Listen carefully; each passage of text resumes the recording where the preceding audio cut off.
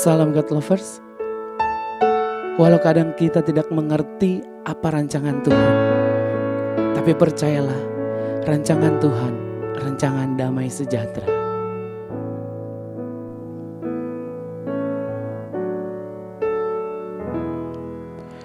Meskipun yang kulihat tak seperti yang kuharapkan, namun hatiku percaya Kau sedang bekerja. Saat lewati lembah, ada tanganmu menjaga, janjimu yang meneduhkan hatiku senantiasa.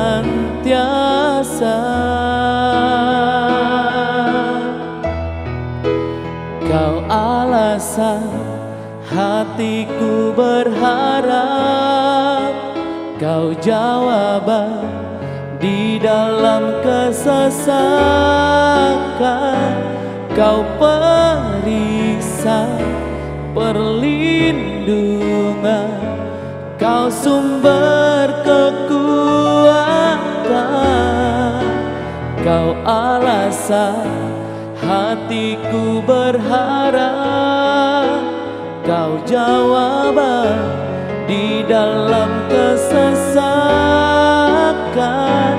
Kau perisai perlindungan. Padamu Tuhan imanku bertahan,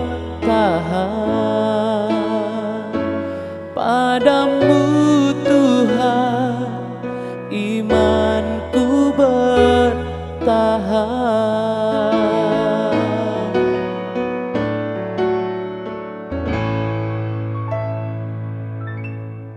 Shalom God's lover. Kita jumpa lagi dan mari kita lanjutkan tema tentang selama beberapa hari ini 5 pertanyaan Tuhan Yesus Kristus sesudah Dia bangkit dari kematian. Ya, kita akan mulai dengan pertanyaan yang pertama yang Yesus sampaikan dalam Injil Yohanes 20 ayat ke-15. Kata Yesus kepadanya, "Ibu, mengapa engkau menangis? Siapakah yang engkau cari?" Maria menyangka orang itu adalah penunggu taman, lalu berkata kepadanya, "Tuan, jikalau Tuan yang mengambil dia, katakanlah kepadaku di mana Tuan meletakkan dia supaya aku dapat mengambilnya." Nah, menarik sekali. Waktu Yesus bangkit, salah satu kata yang sering dipakai dalam bahasa Yunani kata bangkit adalah anistemi. Anistemi itu mengandung beberapa pengertian. Yang pertama adalah pindah posisi. Bukan pindah gereja ya, tapi pindah posisi. Pindah posisi dari mana? Dari tadinya hidup dikuasai dosa, tapi sekarang hidup dalam kebenaran dalam Yesus Kristus. Pindah posisi dari mana? Pindah posisi dari kehidupan yang dikuasai kerajaan kegelapan. Lalu kita berpindah dengan kehidupan yang dipimpin oleh kerajaan terang, kerajaan Allah tentunya. Kehidupan yang hanya beragama Kristen belaka pindah posisi menjadi kehidupan yang dikuasai oleh pemerintahan kerajaan Allah dalam kehidupannya. Nah, dalam keadaan sesudah dia bangkit ini, seorang wanita Maria Magdalena tentunya datang ke kuburan, dan dalam kesedihannya yang berlebih-lebihan tersebut, dia tidak bisa melihat bahwa sesungguhnya seseorang yang dijumpai di taman tersebut adalah Tuhan Yesus Kristus sendiri. Dan dia mengira bahwa itu adalah penunggu taman tersebut. Dan kemudian pertanyaan Yesus ajukan adalah, "Ibu, mengapa engkau menangis? Siapa yang engkau cari?" Maksud apa pertanyaan ini? Sama juga. Ini pertanyaan datang kepada kita semua yang menunjukkan kepada prioritas hidup kita.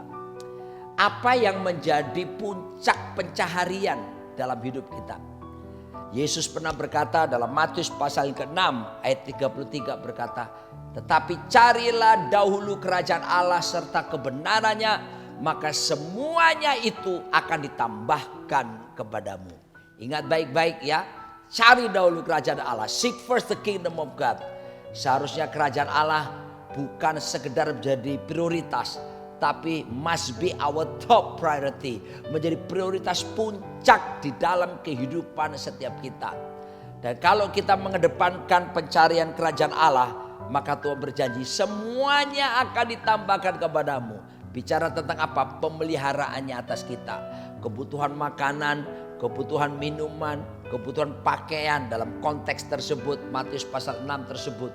Semuanya akan diberikan, bahkan ditambahkan kepada setiap kita.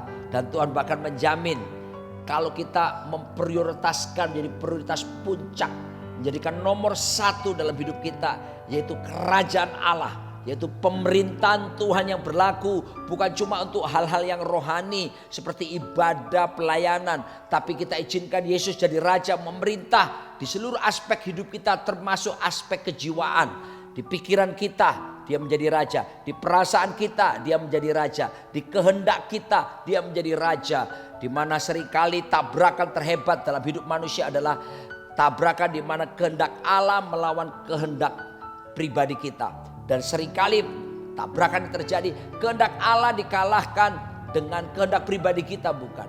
Tapi mari kita sekarang mau belajar untuk menundukkan segala kehendak pribadi kita supaya tunduk sepenuhnya dengan kehendak Tuhan berlaku. Kenapa Tuhan Yesus tidak pernah gagal? Kenapa Tuhan Yesus tidak pernah jatuh dalam dosa?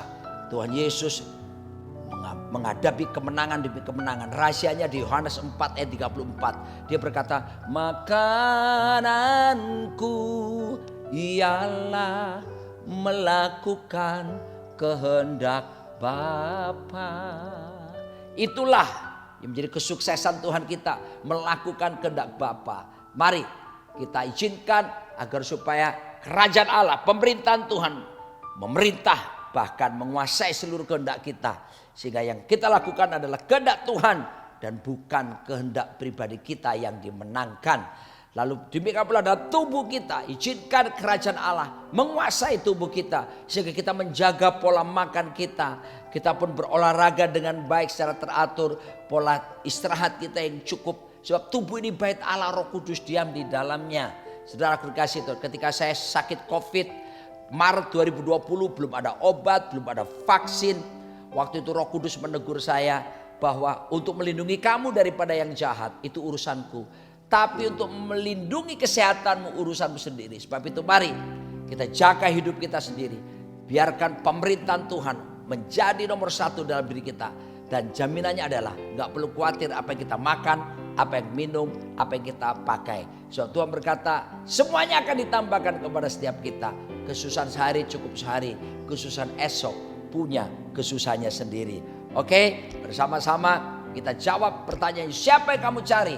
Mari kita akan menjawab yang saya mau cari di dalam seluruh kehidupan saya. Seumur hidup saya adalah saya mau kedepankan untuk mencari dahulu kerajaan Allah. Mengizinkan pemerintahan Tuhan berkuasa penuh di dalam hidup kita, dalam roh kita, dalam jiwa, pikiran, perasaan, kehendak kita, dan di dalam tubuh kita. Dengan demikian totalitas hidup kita ini menjadi pelaksana kehendak Tuhan. Haleluya. Kita berdoa. Berkati umat-Mu Tuhan, tujukan pandangan kami supaya kami lebih dahulu memprioritaskan dalam segala sesuatu kerajaan-Mu, pemerintahan-Mu di seluruh aspek kehidupan kami. Bukan cuma urusan rohani, tapi kejiwaan kami, urusan jasmani kami.